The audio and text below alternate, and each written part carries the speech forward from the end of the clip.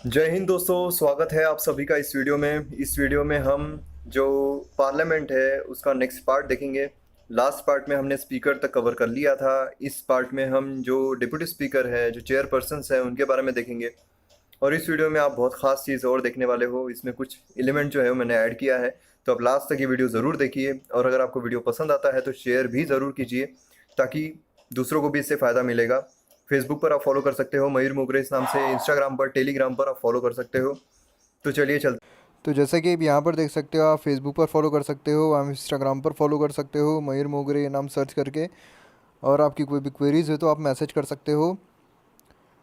अब यहाँ पर हमने देखा था कि जो प्रिसाइडिंग ऑफिसर्स होते हैं वो अलग अलग होते हैं। हर हाउस में अपने अपने प्रिसाइडिंग ऑफिसर्स होते हैं। जैसे कि हमने देखा था लोकसभा में स्पीकर और डिप्यूटी स्पीकर होते हैं, और जो राज्यसभा है उसमें चेयरमैन और डिप्यूटी चेयरमैन होते हैं। तो यहाँ पर हमने लोकसभा में स्पीकर जो है वहाँ तक कवर कर लिया था, स्पीकर के बारे में सब कुछ देख लिया था। तो अगर लास्ट पार्ट आपने नहीं देखा है तो वो ज़रूर देखिए, क्योंकि उसके बिना अगर आप आगे का पार्ट देखोगे तो वो काम का नहीं रहेगा। इसलिए पहले पीछे का पार्ट देख लो, उसके बाद यहाँ पर अगर हम डिप्यूटी स्पीकर चेयरपर्सन्स यहाँ पर देखने वाले हैं तो वो फिर आपको आसानी से समझ में आ जाएगा।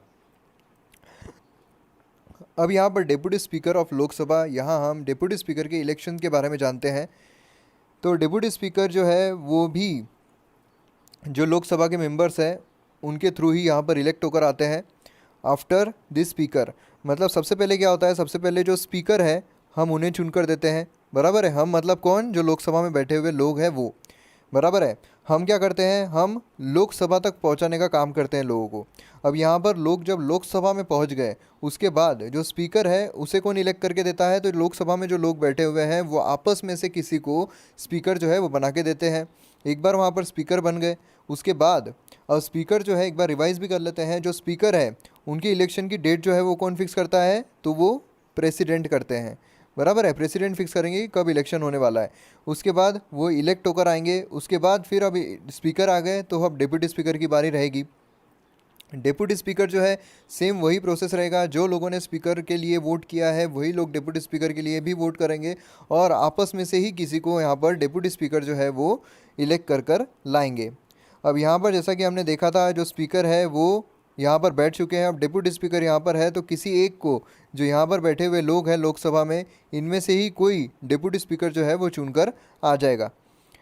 उसके बाद if office of deputy speaker fall vacant elects new member. अब यहाँ पर देखिए, यहाँ पर अब अब्सेंटी की बात नहीं हो रही है, जैसा मैंने आपको लास्ट वीडियो में भी समझाया था, जो डिफरेंस था अब्सेंट और वैकेंट में।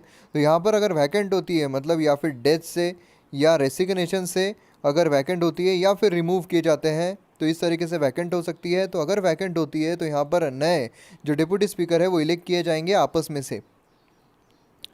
उसके बाद डेट, अब ये बहुत इंपॉर्टेंट चीज़ है, date of election of speaker is fixed by date of election of deputy speaker. यहाँ पर डिप्यूटी स्पीकर है तो डिप्यूटी स्पीकर का जो इलेक्शन की डेट है वो स्पीकर फिक्स करते हैं।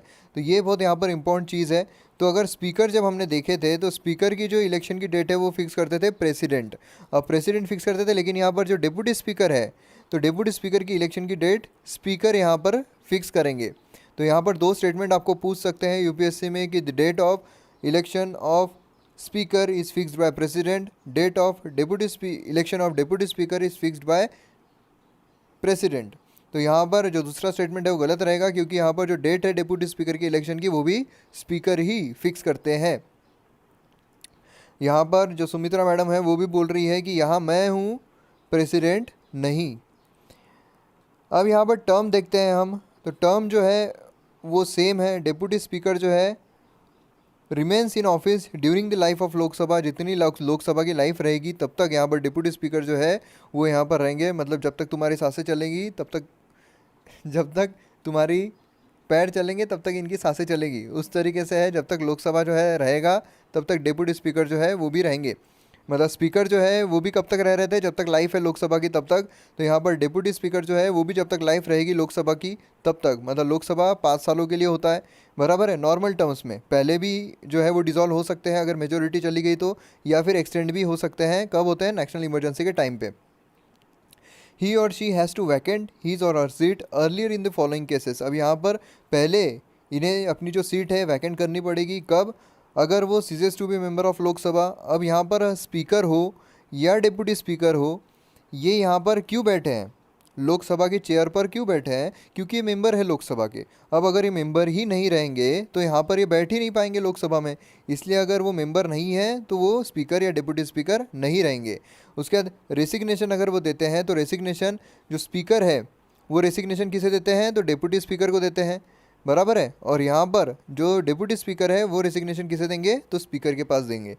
उसके बाद रिमूव बाय रिजोल्यूशन, अब यहाँ पर रिजोल्यूशन जो है वो रिमूव होते हैं, सेम रिजोल्यूशन है जो हमने स्पीकर के लिए देखा था, मतलब क्या, इफ़ेक्टिव मेजॉरिटी, जो कि लक्ष्मण किताब में नहीं दी हुई है।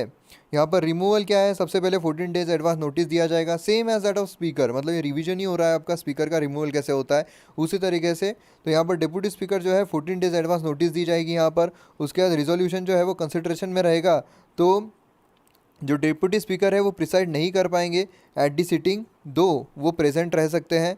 उसके बाद वो बोल पाएंगे, जो हाउस है वहाँ पर पार्ट भी ले पाएंगे प्रोसीडिंग्स में, और फर्स्ट इंस्टेंस में वोट कर पाएंगे, लेकिन इक्वालिटी में नहीं। अब यहाँ पर प्रॉबेबली क्या होता है, अगर आप देखोगे तो रिजोल्यूशन जो है वो इफेक्टिव मेजोरिटी से पास होना चाहिए, ठीक है। In the Lok Sabha speaker is remove, deputy speaker, यहाँ पर डिप्टी स्पीकर जो है वो रिमूव किए जाएंगे। अब यहाँ पर अगर आप देखोगे तो जो लोकसभा है उसमें ये बोल पाएंगे, ठीक है, और उसी के साथ साथ यहाँ पर प्रोसीडिंग में पार्ट भी ले पाएंगे।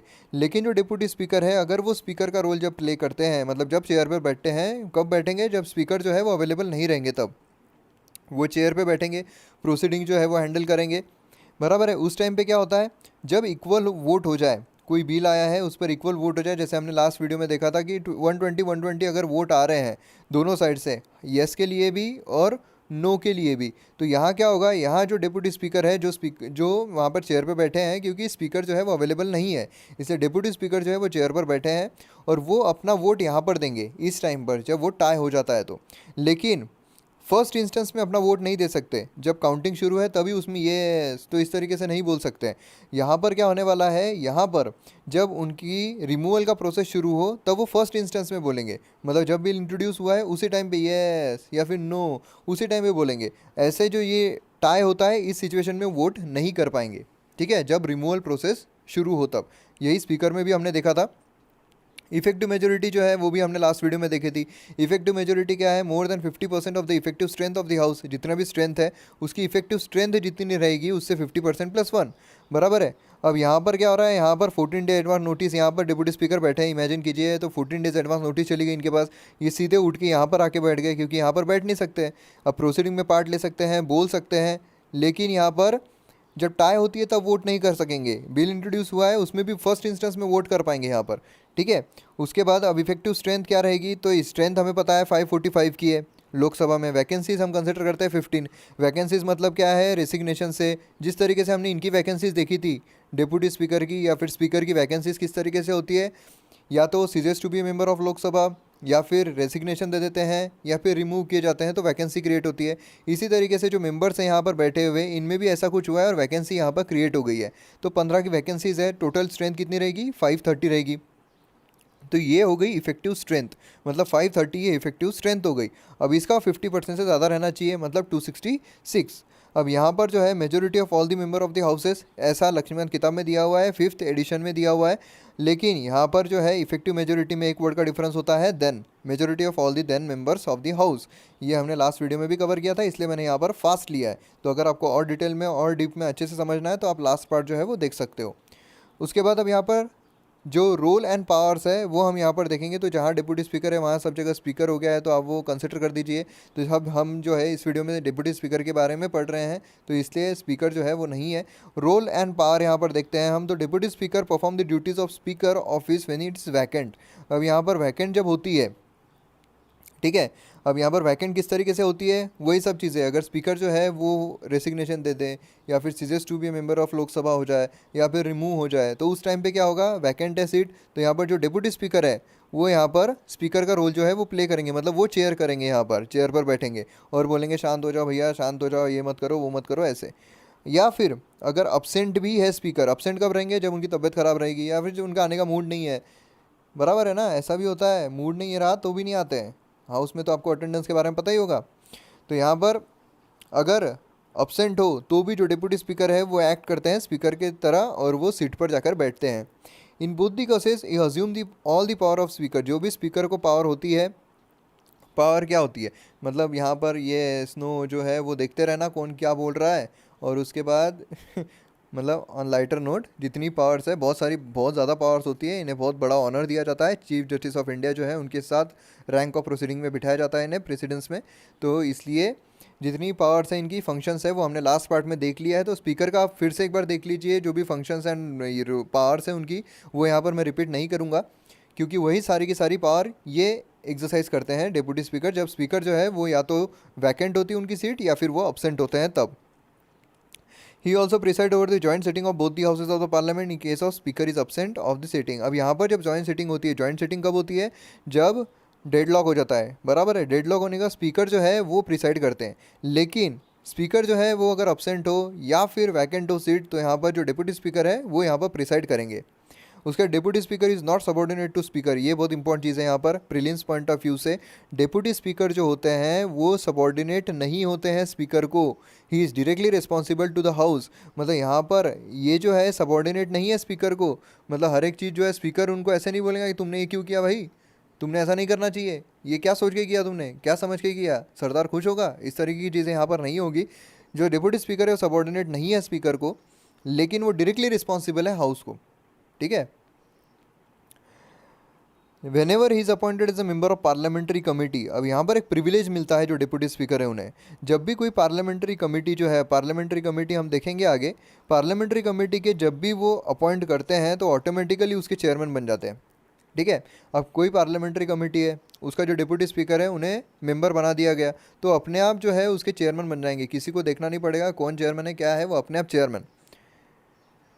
अब उसके बाद पावर्स क्या क्या है। When the speaker preside over the house, deputy speaker is like any other ordinary member of the house. अब यहाँ पर क्या होता है, जब भी स्पीकर यहाँ पर प्रिसाइड करते हैं, मतलब यहाँ पर स्पीकर जो है अगर वो प्रेजेंट है और वो प्रिसाइड कर रहे हैं हाउस को, डिप्टी स्पीकर क्या करेंगे, बाजू में चेयर डाल के बैठेंगे क्या, तो नहीं, वो जो है ऑर्डिनरी मेंबर की तरह जो नीचे बैठे रहते हैं उसमें ही कहीं तो भी बैठे रहेंगे। Deputy Speaker is entitled to regular salary and allowances fixed by the Parliament in charge on the Consolidated Fund of India। Deputy Speaker जो उनकी भी सैलरी कौन फिक्स करता है, तो सबका माँ बाप पार्लियामेंट, और वो चार्ज होती है कंसोलिडेटेड फंड ऑफ इंडिया पे, मतलब बार बार जो है वो वोट नहीं करना पड़ेगा। उसी के साथ साथ यहाँ पर डिप्टी स्पीकर के बारे में आता है कि अप टू 10th लोकसभा, ये जो है यूपीएससी में, यूपीएससी प्रीलिम्स में क्वेश्चन आया हुआ है, up to 10th Lok Sabha both the speaker and deputy speaker were usually from the ruling party. अब देखिए क्या होता है, अब यहाँ पर बीजेपी जो है, बीजेपी की मेजोरिटी है, बराबर है। अब यहाँ पर क्या होता है, स्पीकर और डिप्टी स्पीकर जो है ये कौन चुन कर देते हैं, जो लोकसभा में लोग बैठे हुए हैं उनमें से ही चुन कर देते हैं। अब चुन कर देना है मतलब क्या है, मेजोरिटी यहाँ पर चाहिए, बराबर है। जिसको ज़्यादा वोट मिलेंगे वो यहाँ पर स्पीकर बनेगा, तो ऑब्वियस है कि जिसकी मेजोरिटी रहेगी उनके कैंडिडेट को तो ज़्यादा ही वोट मिलेंगे।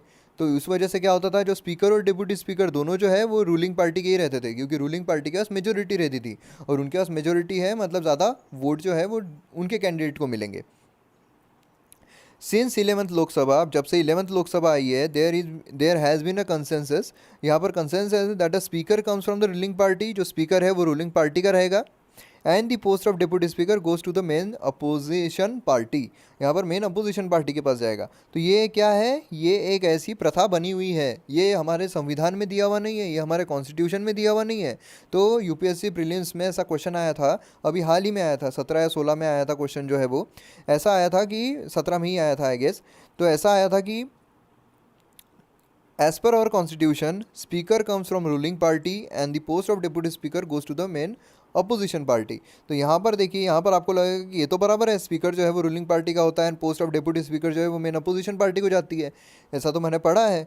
लेकिन आप जो है आप इसमें कन्फ्यूज़ हो जाते हो कि हमारे कॉन्स्टिट्यूशन ने बोला है कि नहीं, क्योंकि अब इस पर ध्यान नहीं देते हम। ध्यान किस पर देते हैं, स्पीकर जो है ये मोस्टली होता है रूलिंग पार्टी का, और जो डिप्टी स्पीकर है वो होता है अपोजिशन पार्टी का। लेकिन ये बोला किसने है, ये भी बहुत ज़रूरी है, बराबर है। जैसे कि हम बिना सोचे समझे किसने क्या भाषण दिया है, ये बिना सोचे समझे हम सीधे ब्लेम करना शुरू कर देते हैं कि इसने ऐसा बोल दिया, इसने ऐसा बोल दिया, ऐसे नहीं बोलना चाहिए था। बिना सोचे समझे कि एक्चुअल में उसने बोला भी है या नहीं, ये किया है या नहीं, क्या बोला है क्या नहीं बोला है। तो इस तरीके से हमें हर चीज़ जो है हर चीज़ समझनी चाहिए कि कहाँ से आई हुई है ये चीज़, तब जाके जो प्रीलिम्स है जिस तरीके से पैटर्न चल रहा है यूपीएससी का, तो हम उसे अच्छे से सॉल्व कर पाएंगे। तो ऐसी एक प्रथा बनी हुई है, ना कि हमारे संविधान में दिया हुआ है। Speaker and deputy speaker while assuming their offices do not make and subscribe any separate oath और अफर्मेशन। अब यहाँ पर क्या होता है, जब वो हाउस में आते हैं, ये कौन है जो स्पीकर है, डेप्यूटी स्पीकर कौन है, ये उनमें से ही लोकसभा में बैठे हुए लोग थे। उनको किसी को खड़ा कर दिया, मोदी जी ने खड़ा कर दिया मित्रों, तो उनको खड़ा कर दिया और स्पीकर बना दिया। अब यहाँ पर जब वो हमने देखा था कि जब वो हाउस में एंट्री लेते हैं, हाउस में बैठने के पहले उन्हें ओथ लेनी पड़ती है, बराबर है। ओथ लिए बिना वो अंदर नहीं आ सकते, और अगर वो अंदर आते हैं तो 500 रुपये का जुर्माना लगेगा पर डे के हिसाब से। अब यहाँ पर हमने ये पहले देख चुके हैं हम, तो अगर आपने वो नहीं देखा है तो आप देख सकते हो पिछले जो पार्ट है वो। यहाँ पर अब ऑलरेडी इन्होंने ओथ ली हुई है, अब फिर से ये जो है स्पीकर और डिप्टी स्पीकर जो है ये ओथ क्यों लेंगे, बराबर है ना। स्पीकर की सेपरेट ओथ नहीं होती है, डिप्टी स्पीकर की सेपरेट ओथ नहीं होती है, इसलिए यहाँ पर ये जो है ओथ नहीं लेते हैं। अब डेप्यूटी स्पीकर ऑफ लोकसभा जो है, अब देखिए 1921 तक स्पीकर एंड डेप्यूटी स्पीकर जो है वो यहाँ पर 1921 से स्पीकर और डिप्यूटी स्पीकर जो है यहाँ पर आए हुए हैं under the provision of 1919 act. जैसे कि यहाँ पर ये बोल रहे हैं कि स्पीकर और डिप्यूटी स्पीकर को भी दुगना लगान देना पड़ेगा। अब यहाँ पर दूसरी जो है उनकी पोस्ट यहाँ पर आ गई है स्पीकर और डिप्यूटी स्पीकर की 1921 से अंडर द एक्ट ऑफ 1919, तो अब उन्हें भी दुगना लगान देना पड़ेगा, उन्हें भी जो मेहनत है वो करनी पड़ेगी। अब जो स्पीकर है उस टाइम पे स्पीकर को प्रेसिडेंट बोला जाता था, और जो डिप्यूटी स्पीकर है उन्हें डिप्यूटी प्रेसिडेंट बोला जाता था। ये बहुत इंपॉर्टेंट चीज़ है, हमें ध्यान में रखनी पड़ेगी। बिफोर 1921, अब 1921 के पहले जो है स्पीकर और डिप्यूटी स्पीकर तो थे ही नहीं, तो उस टाइम पे क्या होता था, तो गवर्नर जनरल जो थे वो प्रिसाइड किया करते थे। उसके बाद 1947 के बाद ये स्पीकर और डिप्यूटी स्पीकर जो है वो बनाए गए, डिप्यूटी स्पीकर और डिप्यूटी स्पीकर आप आते रहे। फिर उसके बाद 1921 सबसे पहले जो फेडरिक वाइट है और सचिदानंद सिन्हा, ये जो है अपॉइंट किए गए थे by the governor general as the India's first speaker and first deputy speaker.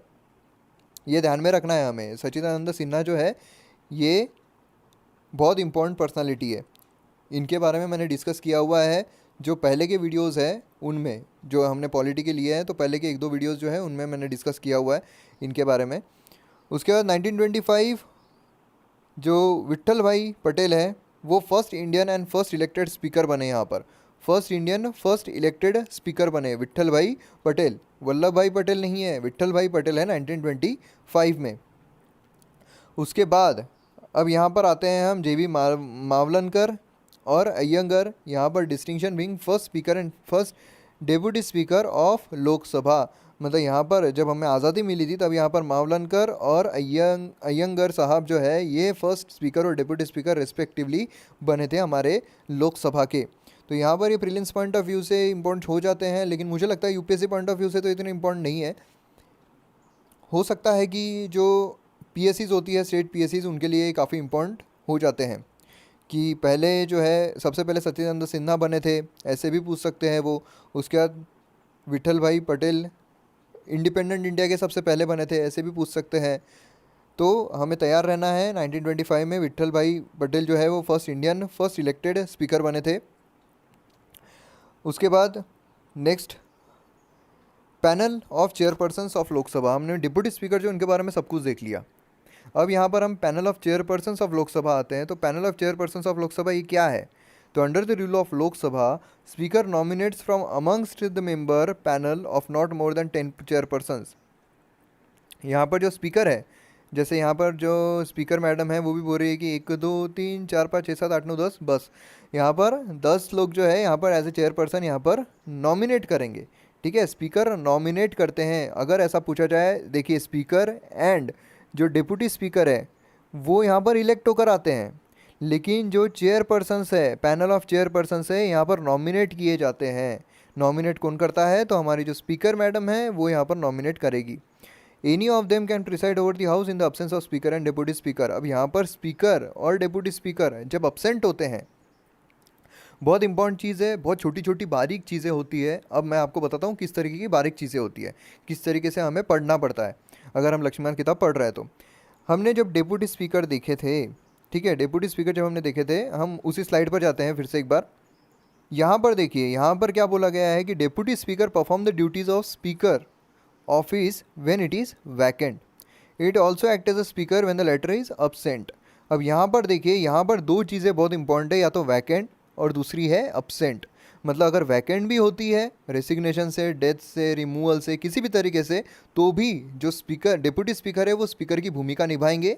या तो अगर स्पीकर absent है, फिर भी जो डेप्यूटी स्पीकर है वो स्पीकर की भूमिका जो है वो निभाएंगे। अब चलते हैं हम वहाँ पर। अब यहाँ क्या बोला गया है, देखिए, एनी ऑफ देम, जो चेयरपर्सन्स है वो एनी ऑफ देम, जो 10 चेयरपर्सन्स यहाँ पर आए हैं तो उसमें का कोई भी एक can preside over the house in the absence of the speaker and deputy speaker. जब स्पीकर और डेप्यूटी स्पीकर दोनों अब्सेंट रहेंगे, यहाँ पर वैकेंट की बात हो रही है क्या? तो नहीं, यहाँ पर अब्सेंट की बात हो रही है। अब्सेंट अगर है, सिर्फ अब्सेंट की बात हो रही है। डेप्यूटी स्पीकर स्पीकर कब बनते हैं? अगर वैकेंट भी हो और अब्सेंट भी हो, तो दोनों में से अगर कुछ भी होता है फिर भी डेप्यूटी स्पीकर जो है वो स्पीकर की रोल अदा करेंगे। लेकिन यहाँ पर क्या हो रहा है, यहाँ पर जो चेयरपर्सन्स हैं इनके बारे में सिर्फ अब्सेंट बोला गया है कि अगर स्पीकर और डेप्यूटी स्पीकर दोनों अब्सेंट है तो यहाँ पर जो कोई भी 10 में से कोई भी जो इंसान है वो यहाँ पर स्पीकर का रोल अदा करेगा। वैकेंसी की बात नहीं हो रही है, तो अगर वैकेंट रहा तो क्या होगा ये हम आगे देखेंगे।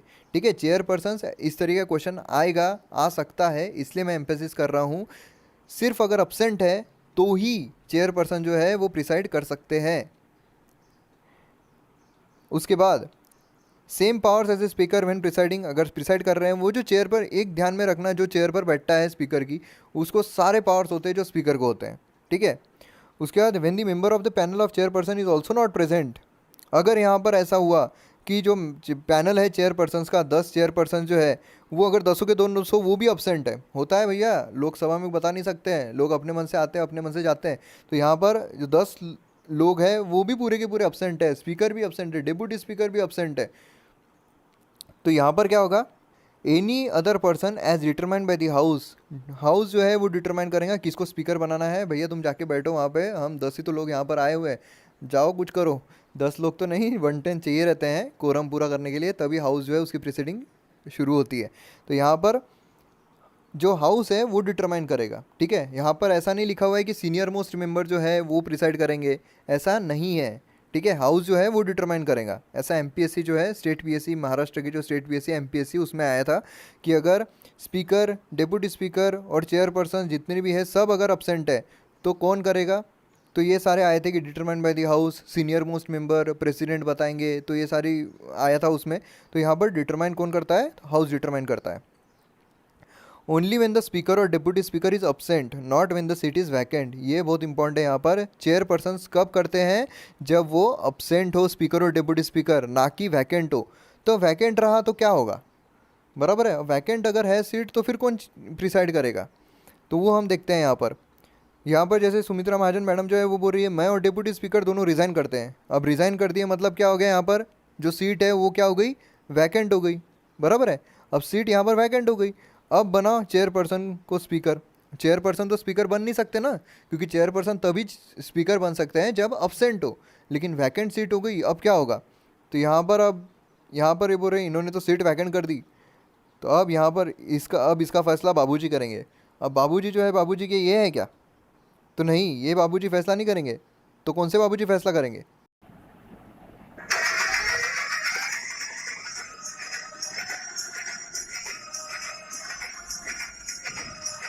तो यहाँ पर ये जो बाबूजी हैं, मतलब हमारे जो राष्ट्रपति है, ये यहाँ पर फैसला करेंगे और ये जो है ये अपॉइंट करेंगे till the new speaker is elected. मतलब यहाँ पर जो हमारे राष्ट्रपति है वो यहाँ पर जो स्पीकर है वो इलेक्ट करेंगे। ठीक है, मतलब वो अपॉइंट करेंगे। अगर स्पीकर और डिप्टी स्पीकर दोनों की सीट वैकेंट है तो हमारे जो प्रेसिडेंट है वो अपॉइंट करेंगे। यहाँ भी कोई सीनियर मोस्ट मेंबर जो है वो नहीं होगा, हाउस जो है वो डिटरमाइन नहीं करेगा। यहाँ पर अगर दोनों अब्सेंट है कोई चेयरपर्सन नहीं बैठेगा। अगर दोनों की सीट वैकेंट है तो जो हमारा राष्ट्रपति है वो अपॉइंट करेंगे।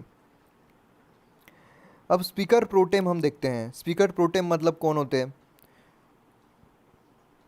As provided by the constitution, speaker of the last Lok Sabha, जो स्पीकर होते हैं लास्ट लोकसभा के, vacant is office immediately before first meeting of the newly elected Lok Sabha. हमने ये देखा था। कि जो स्पीकर है वो अपनी सीट जो है वो लोकसभा डिसॉल्व होने के बाद भी नहीं छोड़ते हैं जब तक दूसरे जो लोकसभा है वो इलेक्ट होके नहीं आती है। तो जैसे ही वो आ गई, उससे फर्स्ट मीटिंग के इमीडिएटली बिफोर जो स्पीकर है वो अपनी सीट जो है वो छोड़ देते हैं। ठीक है, अब इसमें क्या होगा, अब इन्होंने अपनी सीट तो छोड़ दी, तो नया जो लोकसभा आया है तो उसे चेयर कौन करेगा? चेयर नहीं, उसे चेयर कौन करेगा? वहाँ उस टाइम पे चेयर पे कौन बैठेगा जब नई लोकसभा आई है तब? तो उस टाइम पे आते हैं हमारे स्पीकर प्रोटेम। अब यहाँ पर क्या होगा, प्रेसिडेंट जो है वो अपॉइंट करते हैं member of Lok Sabha as a speaker pro tem, usually a senior most member. अब यहाँ पर यूजुअली बहुत इंपॉर्टेंट चीज़ है, हमारे जो प्रेसिडेंट है, हमारे जो राष्ट्रपति है, वो भी जो स्पीकर प्रोटेम है उन्हें यहाँ पर अपॉइंट करते हैं, या अपॉइंट किए जाते हैं, ये इलेक्ट होकर नहीं आते हैं, ये भी ध्यान में रखिए। Appoint a member of Lok Sabha as the speaker pro tem, usually the senior most member. हर वक्त सीनियर मोस्ट मेंबर ही करना ज़रूरी नहीं है। ऐसा बोल सकते हैं कि president appoint the senior most member as a speaker pro tem, तो ये गलत रहेगा, यूजुअली सीनियर मोस्ट मेंबर होता है। ठीक है, ध्यान में रखिएगा। उसका speaker pro tem has all the powers of speaker, ये तो हमने देखा ही कि जो वहाँ चेयर पर बैठने वाला है उसके पास सारी पावर्स रहेंगी। He preside over the first sitting of newly elected Lok Sabha, first जो सिटिंग होती है न्यूली इलेक्टेड लोकसभा की वो प्रिसाइड करते हैं। मेन ड्यूटी क्या है? To administer the oath of new members, जो न्यू मेंबर्स हैं उनके ओथ। उसके बाद enables the house to elect a new speaker. अब यहाँ पर जो नए स्पीकर है उन्हें ये इलेक्ट करके देते हैं। अब यहाँ पर नए स्पीकर जब आ जाएंगे तो नए स्पीकर यहाँ पर उठेंगे, यहाँ से इलेक्ट हो गए, वो जाएंगे चेयर की तरफ, और यहाँ पर ये जो है स्पीकर प्रोटेम ये नीचे उतरेंगे, और इनकी जो हालत रहेगी, इनकी रिएक्शन इस तरीके से रहेगी जैसे रिएक्शन ऑफ, यहाँ पर दिया reaction of speaker pro tem when the new speaker is elected. अच्छा, चलता हूँ, दुआओं में याद रखना। तो इस तरीके से इनका जो है वो रिएक्शन रहेगा। तो यहाँ पर हमारा जो ये वीडियो है वो एंड होता है। नेक्स्ट इसमें हम जो राज्यसभा है उसकी तरफ जाएंगे। अब वो ज़्यादा बड़े नहीं है इसलिए वो फटाफट कवर हो जाएंगे। तो अगर आपको वीडियो पसंद आया तो शेयर ज़रूर कीजिए, बहुत मेहनत लगती है वीडियो बनाने के लिए, तो ज़रूर शेयर कीजिए। सब्सक्राइब नहीं किया चैनल को सब्सक्राइब भी कीजिए। तो मिलते हैं अगली वीडियो में। जय हिंद।